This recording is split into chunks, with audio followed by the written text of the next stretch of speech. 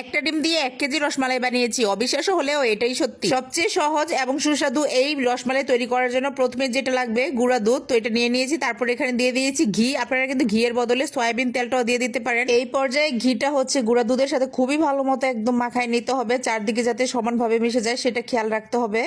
তো এই যে হাত দিয়ে এভাবে মাখিয়ে নেওয়ার পর আমি খুবই সামান্য একটু বেকিং পাউডার দিয়ে দেবো। এখানে সোডা কোনোভাবেই ব্যবহার করা যাবে না।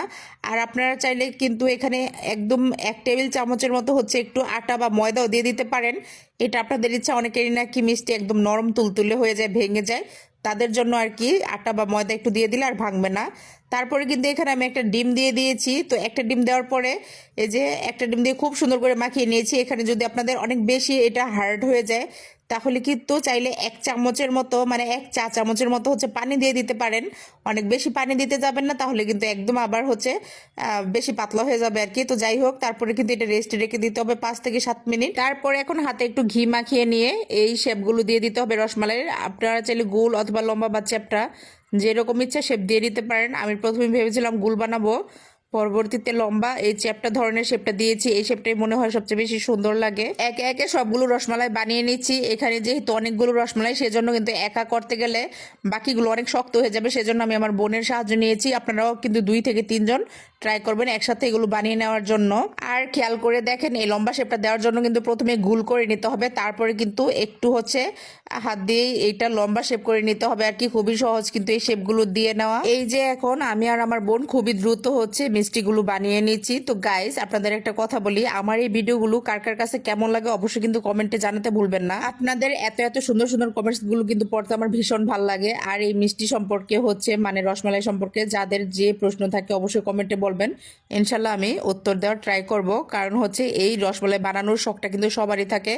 অনেকেরই নাকি মিষ্টি ভেঙে যায়, অনেক টাকা ওয়েস্ট হয়, অনেক কাপড়ে মন খারাপ করে বলে ইউটিউবে ভিডিও দিয়ে নাকি তাদের কোনো আসল রেজাল্ট হয় না, এগুলো নাকি ভুয়া। আসলে আমিও কিন্তু ইউটিউব দেখেই শিখেছি।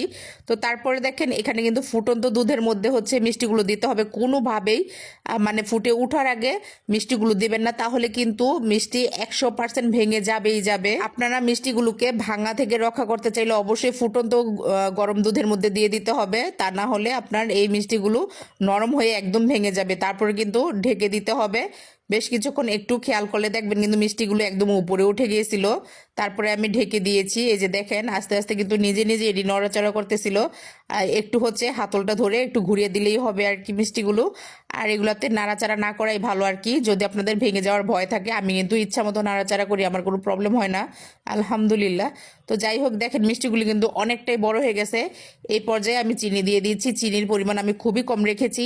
আর অবশ্যই এই যে দুধের পরিমাণটাও বেশি দিবেন। আর এটা জাল করতে করতে হয়েছে কমাই নেবেন আর কি, তাহলে কিন্তু এটা টেস্ট অনেক বেশি বেড়ে যায়। আর এই রসমালাইটা বানানোর পরে সারা রাত এভাবে রেখে দিবেন, সকালে সার্ভ করবেন, দেখবেন ভেতরে একটুও শক্ত থাকবে না। এটা এত বেশি মজা হয় যে পরবর্তী ক্লিপটিতে সত্যিই ভুলে গিয়েছিলাম, তাই পরের দিন যখন বানিয়েছি সেইটার ক্লিপটি আপনাদের সাথে শেয়ার করেছি। তো আজকের ভিডিও এই পর্যন্ত। সবাই ভালো থাকবেন, আল্লাহ হাফেজ।